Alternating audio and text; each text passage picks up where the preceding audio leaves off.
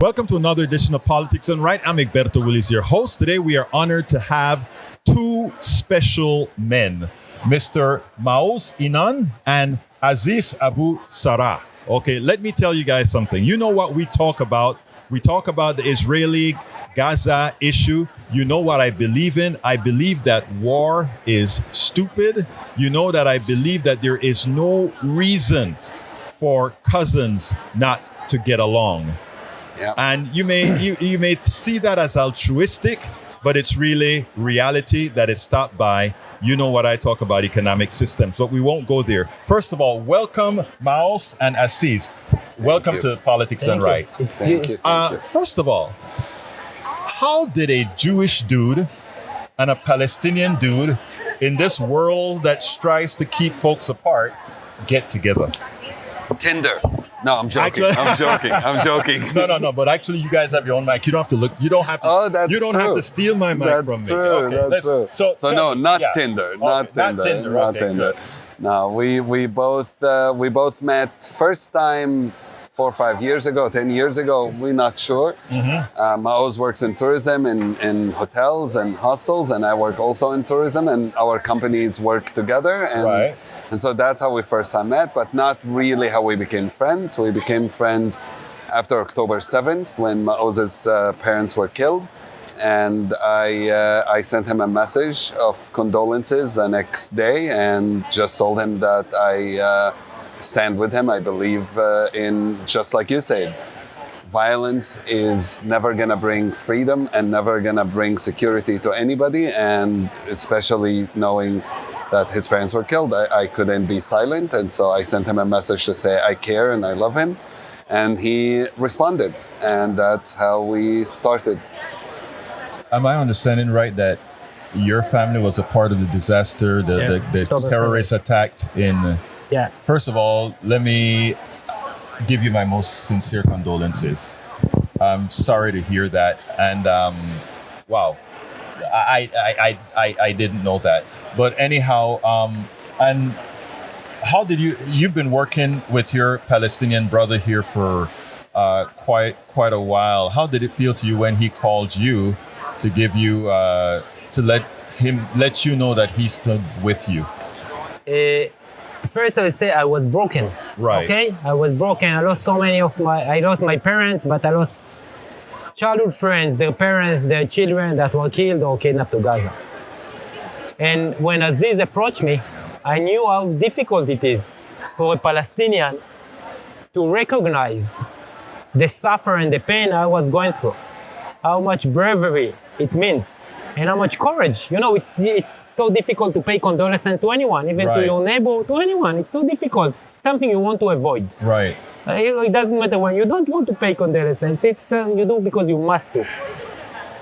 And I knew Aziz was doing it not because he must to, because this is his personality. This is his belief. Those are his values. And I knew how difficult it is. So when I knew I have a partner for peace. I have a partner for reconciliation. So it's even if before that only our companies were partnering on some projects and initiatives, I decided this time I want directly to partner with Aziz. Because I want to justify the death of my parents. I want them to be victims of peace, not victims of war. And then we have decided together to work and build, not just to work, to build and pave the path to peace and reconciliation. And this is what we've been doing in the last 9 months. And we are not alone. We are just a representative of the new Palestinian-Israeli peace movement that is gaining power, that is growing, that is becoming more and more relevant as the war is being waging. And as it's proven again and again that bomb not bringing silence and war is not bringing security. So we are here on a mission to make peace between the river and the sea. I think this is so, first of all, magnanimous of you that you could go through that pain. And I tell you something, what I love here is that people are people. Humans are humans. There are a lot of externalities that actually creates the friction between people. Most of it out completely of our control, and it's just we who can determine that we are not going to allow those externalities to exist. And first of all, I think that your approach says so much about character. It says so much about character, especially how the world came down. Is that your upbringing? What is it? Well, I understood what Maoz is going through because earlier, when I was 10 years old, my brother was killed as well in this conflict. And so I understood the pain of what he was going through. I understood what it means when somebody in your family is killed and you start looking for answers. And I understood how important it is to have allies, to have somebody with you, to have friends, to have people who believe that we are together. I think the world likes to divide us as Israelis versus Palestinians, and we refuse this division. If we are divided as those of us who believe in equality and dignity and peace and reconciliation, and those who don't believe in that. And so I wanted to send Don't believe in that yet. And don't believe in that I like yet. that. Yes, yeah. Absolutely. I forgot that part today. And that is very important. We want to grow this alliance. And so, I reached out because I understand the pain, but I understand also the potential, and I understand the what we can create together. And, I didn't know if Maoz will respond or not. Right. And so I thought it's important to just send the message, and he did respond immediately.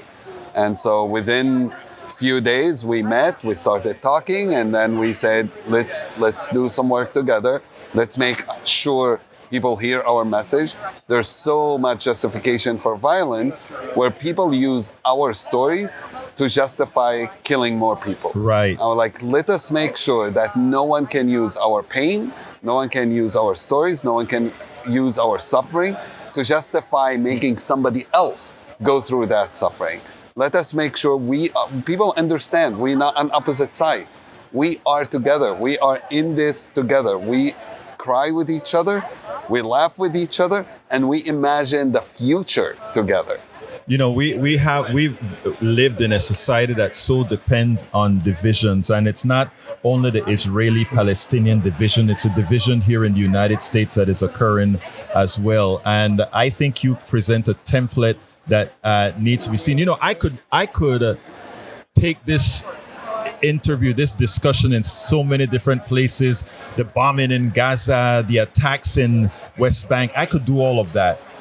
But I think that defeats the purpose of what needs to happen. Mm-hmm. My question to you is, how do you get, right now you have a right-wing government. Before I get to there is a town in Israel, and I can't remember the town, where distinctly Palestinians and Israeli decided to live together to show that it could be done. You probably Oasis of Peace. Oasis of Peace. Okay. Yes. And in the Oasis of Peace, this October 7th even created a conflict within the people, not an overt conflict, but a conflict of silence where people just didn't know how to react, and that you were able to create the dialogue is something that we need. Right. Now, how can you migrate this? Because it's something that has to happen to solve the problem. And when you have a right-wing government in one place and you have a group that is based, forgive me for saying this, I just have to say this to be honest with my audience. Anybody who commits these types of murders are terrorists, and we have to name it accordingly. Whoever starts it, ends it, whatever, we have to do that. And in the process of doing that, how do we get your message for the rest of the Jewish people, for the rest of the Palestinian people? First, it's a global message. It's not just to our people, it's for the entire world. Exactly. Because now it's definitely for the Americans. Because the Americans are investing and sending Israel military aid. Right. And we are here to say you must change your policy. Right. To send us reconciliation aids. Instead of sending the region tools of destruction that are creating war. Right. Again and again and again. send us tools of peace and shared future. Right. And this is why it's so important for us to be here and speak at the Netroots convention, because we need to change the policy. And I want to share the 3 lessons I learned. Please briefly, do. the Yes. Lessons I learned after October 7th, the Yes. lesson of hope, Yes. the lesson of the future, and the lesson of forgiveness. Yes. Hope is an action. Hope is not something we find, we lose, or someone else will give us. Hope is an action. And it's very simple to explain how to create hope. We do it together. This is what we're doing with you. Here Absolutely, we yes. create hope together Right. by envisioning a better future and by acting to make this future into a reality. So it's very important to create hope. And this is what Netroots Annual Absolutely. Convention is doing. So this is why we're so happy to be here. And there are so many organizations, Palestinian, Israeli, shared organizations that are creating hope nowadays. Support us.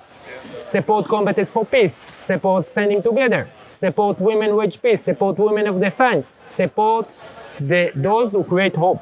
It's such a devastating and horrible time. The second lesson is the lesson of the future. Even though our people's story is today as far from each other as ever, like the last airstrike in Gaza from last night. Yes. Our story is the gap is wide as ever. Right. But there is a miracle. There is a miracle. Our people meet in the future.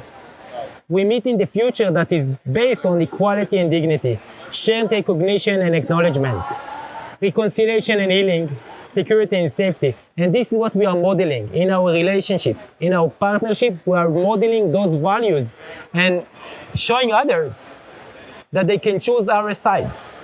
They can choose the side of the future. And the most difficult lesson is the lesson of forgiveness. And I learned it from another Palestinian friend, Hamza Awaude, that said, we must forgive for the past, we must forgive for the present, but we cannot and should not forgive for the future. I love that. So I've decided to forgive. I love And that. I'm a free person. See, I forgive Hamas, I forgive the Israeli government that betrayed and was accountable for not securing my parents. Right. I forgive them. I don't care about them. I'm now just focusing in the future. And this is also a lesson we need to do together. We need to envision and build and imagine a new future and to give alternative for the extremists, for those who polarize and strive on our division, on division in us. Let's build a movement of the future. And let's make this future into a reality. Yeah. Well, let me tell you something, Aziz. Both of you, folks like you and the other organizations doing your work, need to be elevated. The reality is I should be seeing your info not on a 2-minute clip on the major networks. This should be something that is seen big all over the world. This is something that we should have hours of on the television, especially in these times. But one of the things we should understand is that our economic system depends on conflict throughout because of the industries that we have. And I'm not going to go off on a tangent here at all. But the reason I'm bringing that up is understand that there are external forces that depend on brother fighting brother, cousin fighting cousin, etc. So Aziz, before we close out here, your thoughts. Yeah, I fully agree. When we met Pope Francis recently, yes, he told us peace happens based on what you saw. If you invest, if you saw in peace, you will get peace back. Right. If you invest into war, you get war back. And that's why our message to people is, one, amplify our voices. If mainstream media doesn't want to put us again and again and people like us on TV, then we will. No, people do. Yes, we will. I mean, and exactly. I don't know if you can see in my face how inspired I am from both of you. Thank you. Okay, I am so very much inspired because this is the kind of stuff personally that in the work that I do with the coffee party in the past and with Move to Amend and others, this is the kind of things that we've been striving for. But in the particular Israeli-Palestinian conflict, it takes you all showing in person like you guys are doing right now, you know, that this is possible, that this hatred isn't intrinsic this hatred is externalities pushing people to disregards. You know, in America, whenever there's a mass shooting, so many people get on Twitter or on social media and they say, our prayers and thoughts with the victims. We don't want people pity. We don't want people prayers and thoughts. Right. We want you to be part of our movement. We want everyone watching here. We want everyone we meet. You're not just an ally. Right. You're not just a supporter. I'm a You are doer. a partner. Right. We're You're a partner. You absolutely. are Partner. with us doing this together. And the more people join us, the bigger this movement gets. We together work into changing the policies in the US, the policies in Israel, the policies in Palestine, the policies in Europe. And we together change not only even our conflict, Israel and Palestine, the other issues around us. We need to work together, not against each other. And that's a message that two of us are bringing. Don't divide us. We're not against each other. We are together for a future that's better. The Bible says where there is no vision, people perish. We are bringing a vision. Our existence together. The facts we showing up where people expect us to hate each other. And we're saying, we brothers, we truly care about each other. That's an antidote to extremism. That's an antidote to people who believe the language of war is the only language that we can listen to. We say, no, we are here to speak against this reality, and we will surprise this reality until it changes. That's the hope we are creating. And it's not a sentiment. It's like Maoz said, it's an action. Every moment of every day, we are working to make this reality become true. This dream of reality become true. Because it's not just a dream, we every day working and making it happen. Man, I love you, brothers. Yes, I love you love you, too. brothers. Mr. Maoz. Yes. Let me Inon. say it right. Inon. Yes. And Aziz Abu Salah. Yes. Thank you so kindly Thank for you. being here on Politics you. Done Right. And I'm going to try like hell to put this out to let people know what the possibilities Yes, are. that- You Thank you. guys are heroes. Thank you. I mean, you are heroes, okay? Thank you. you so kindly, guys. Thank you. Absolutely. Thanks. We spend a lot of time deconstructing the news, trying to parse it into a form that everybody can understand. We try to find those little nitpicks where it flies above the fray, etc. If you really like these videos that we do, I want to ask a big favor. Please go ahead. Number 1, subscribe to our channel. And number 2, please join if you can. Thank you so kindly for watching. Keep watching. Please remember to share. We must populate the entire internet with our progressive message, a message that we know is what most Americans say that they want. So help us, please join.